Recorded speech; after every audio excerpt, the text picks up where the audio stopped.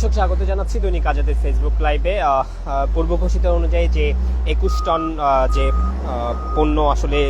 Container ডিপোতে এখানে নিয়ে আসা হয়েছে এবং যেটি আমরা জেনেছি যে প্রায় 21 টন মাল্টা সহ বিভিন্ন পণ্য কিন্তু এখানে এখানে এখানে ছিল, যেগুলো অনেক দিন যাবতই আসলে চট্টগ্রাম কাস্টমসে পড়েছিল, যার ফলে যে কাস্টমসের নিয়ম অনুসারে 45 দিন পর্যন্ত কোনো পণ্য যদি ডিপোতে পড়ে থাকে সেক্ষেত্রে কিন্তু সেটি নিলাম হওয়ার কথা, কিন্তু নানা জটিলতার কারণে নিলামে অংশগ্রহণ করে কেউ যখন এই পণ্যগুলো নেয় না, সেই পণ্যগুলো কিন্তু কাস্টমস থেকে যে টন মালামাল অর্থাৎ সেখানের মধ্যে মালটা সহ আমরা যতদূর জানতে পেরেছি মালটা, আদা সহ বিভিন্ন যে পণ্যগুলো আছে সেগুলো এখানে নিয়ে আসা হয়েছে। এবং এই যে পণ্যগুলো আসলে প্রতি বছরই আসলে এই কন্টেনার ডিপোগুলো থেকে এই যে ময়লার ডিপোতে আসলে এই পণ্যগুলো নিয়ে আসা হয়। গত বছর যেমন 252 টন পণ্য এখানে ফেলা হয়েছিল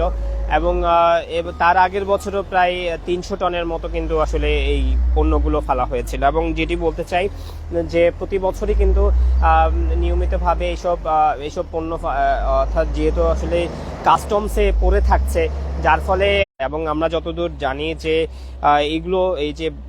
বিদেশি যে ফল এবং যেগুলো আছে সেগুলো কিন্তু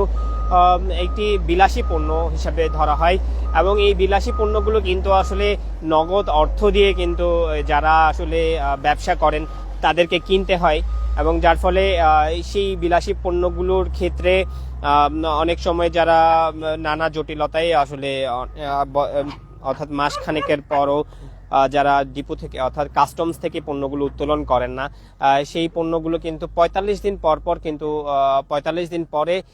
তারা কিন্তু এই যে পণ্যগুলো আছে সেগুলো নিলামে তোলেন এবং নিলামের যারা অবিকৃত পণ্যগুলো অর্থাৎ পচে যায় যে অনেক সময়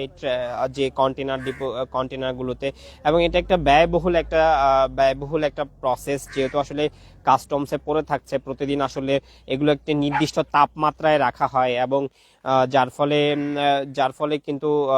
এতদিন আসলে এই কাস্টমসের সক্ষমতা নেই যারা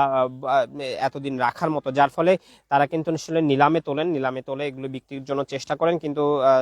কিন্তু এখানে আরেকটি জটিলতা আছে, সেটা হচ্ছে এই নিলামে তোলার পরবর্তীতে যারা আসলে বায়াররা আছেন, যারা আসলে পণ্যগুলো আমদানি করে আনেন, তারা কিন্তু আসলে অর্থাৎ মামলা করে দেন, যার ফলে এই পণ্যগুলো কিন্তু অর্থাৎ যে জটিলতাগুলো আছে সেই জটিলতার কারণে সেগুলো নিলামে তোলা মাঝে মাঝে সম্ভব হয় না। তো যার ফলে একটা দীর্ঘমেয়াদী জটিলতা তৈরি হয় এবং যার ফলে এই পণ্যগুলো আসলে কাস্টমসে পড়ে থাকে। একটা সময় আসলে কাস্টমসেরও আসলে এই পণ্যগুলো নিয়ে ঝামেলা পোহাতে হয়, যার ফলে 45 দিন পরই কিন্তু আসলে এই পণ্যগুলো ডিপোতে ফেলে দেওয়া হয়। এবং আরেকটি বিষয় যেটি যারা ব্যবসায়ীরা আছে তারা বলছিলেন যে এই যে পণ্যগুলো, এই যে আইনগুলো যদি সংশোধন করা হয় তাহলে কিন্তু একদিকে কাস্টমসের রাজস্ব যেমন বাড়বে, অবিকৃত পণ্যগুলোর ক্ষেত্রে সেগুলো যদি নিয়মিতভাবে যদি এগুলো যদি নিলামে তোলা হয় সেক্ষেত্রে কিন্তু এই যে আইনের পরিবর্তনের মাধ্যমে কিন্তু এটি একদিকে কাস্টমসের যেমন হচ্ছে লাভবান হবেন, অন্যদিকে যারা বায়াররা আছেন তারাও কিন্তু এই পণ্যগুলো আসলে সঠিকভাবে তারা জটিলতা ছাড়াই তারা পেতে চান বলে তারা জানিয়েছেন। তো এই ছিল আসলে এই যে ময়লার ডিপোতে আজ কিন্তু আসলে 21 টন